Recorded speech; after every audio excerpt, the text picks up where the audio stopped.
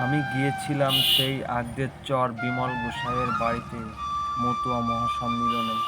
সেখানে উপস্থিত ছিলেন শ্রী পদ্মনাথ ঠাকুর ও মাতা সুবর্ণা রানী ঠাকুর এবং মতুয়া মিশনের সকল নেতৃবৃন্দ সেখানে উপস্থিত ছিলেন।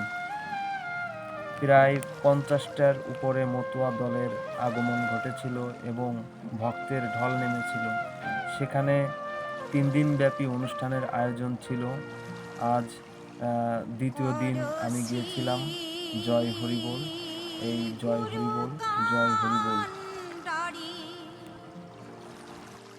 হরি নামের তোহরি, হরি বলে তোহরি খোলো রে